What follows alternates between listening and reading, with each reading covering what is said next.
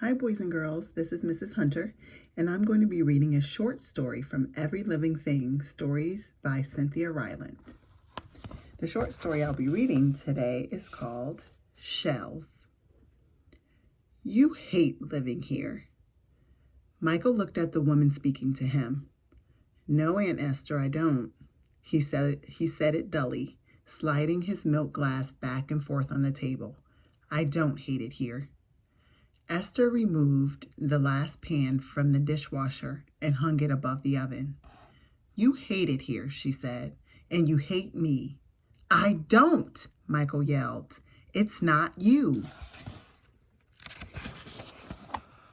The woman turned to face him in the kitchen. Don't yell at me, she yelled. I'll not have it in my home. I can't make you happy, Michael.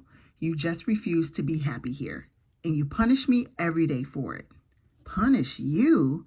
Michael gawked at her. I don't punish you. I don't care about you. I don't care what you eat or how you dress or where you go or what you think. Can't you just leave me alone? He slammed down the glass, scraped his chair back from the table, and ran out the door. Michael!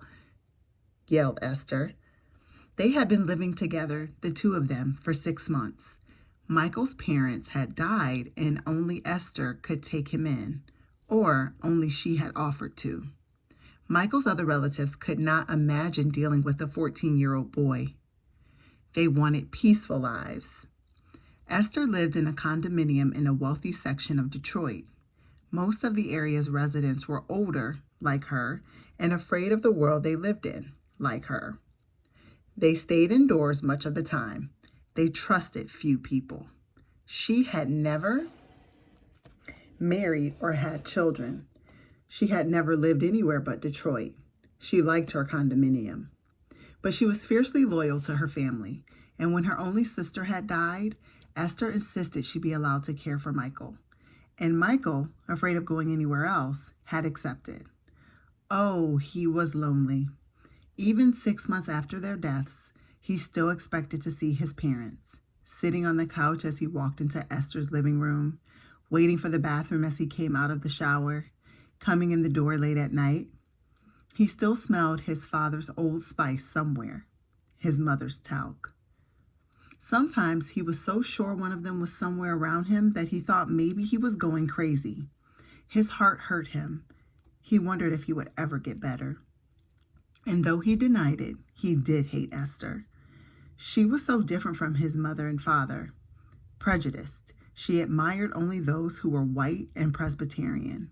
Selfish, she wouldn't allow him to use her phone. Complaining, she always had a headache or a backache or a stomachache. He didn't want to, but he hated her. And he didn't know what to do except lie about it. Michael hadn't made any friends at his new school, and his teachers barely noticed him. He came home alone every day and usually found Esther on the phone. She kept in close touch with several other women in nearby condominiums. Esther told her friends she didn't understand Michael. She said she knew he must grieve for his parents, but why punish her? She said she thought she might send him away if he couldn't be nicer. She said she didn't deserve this. But when Michael came in the door, she always quickly changed the subject. One day after school, Michael came home with a hermit crab. He had gone into a pet store looking for some small living thing, and hermit crabs were selling for just a few dollars. He bought one and a bowl. Esther, for a change, was not on the phone when he arrived home. She was having tea and a crescent roll and seemed cheerful. Michael wanted badly to show someone what he had bought, so he showed her. Esther surprised him. She picked up the shell and poked the long, shiny nail of her little finger at the crab's claws. Where is he? She asked. Michael showed her the crab's eyes peering through the small opening of the shell. Well, for heaven's sakes, come out of there, she said to the crab, and she turned the shell upside down and shook it.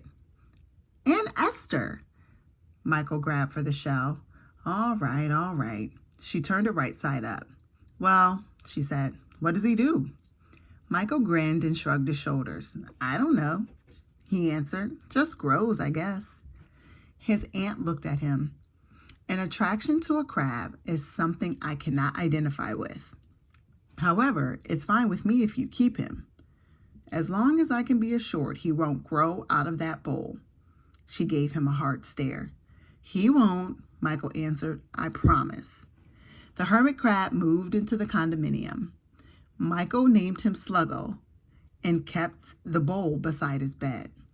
Michael had to watch the bowl for very long periods of time to catch Sluggo with his head poking out of his shell, moving around.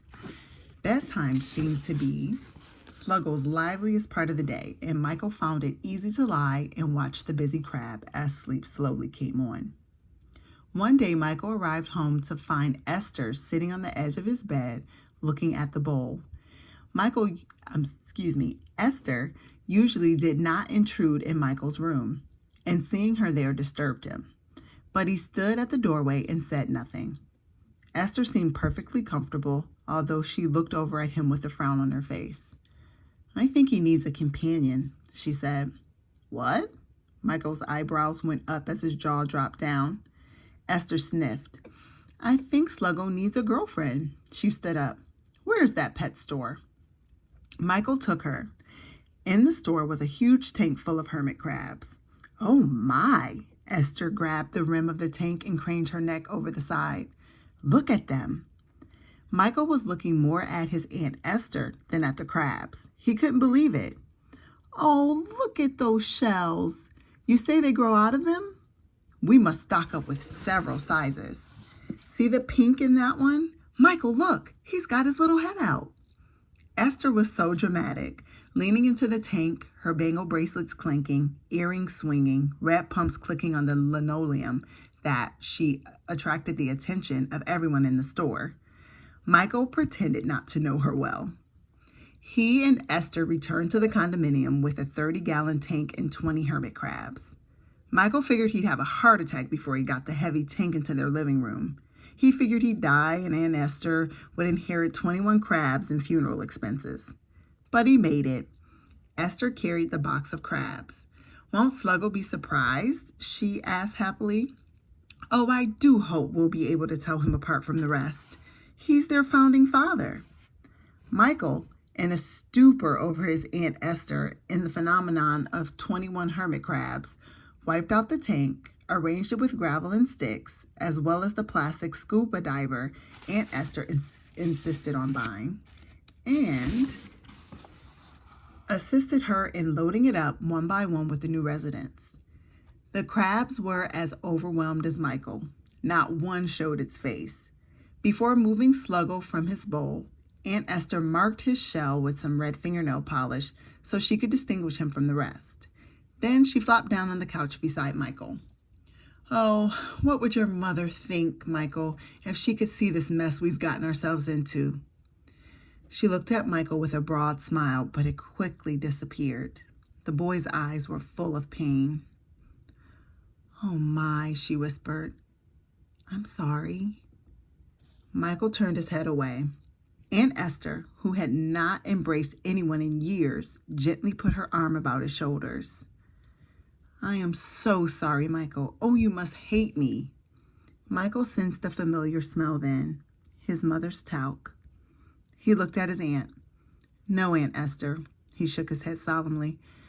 I don't hate you. Esther's mouth trembled and her bangles clanked as she patted his arm.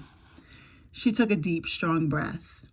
Well, let's look in on our friend Sluggo, she said. They leaned their heads over the tank and found him. The crab, finished with the old home that no longer fit, was coming out of his shell. And that's the end of Shells by Cynthia Rylant. I hope you enjoyed.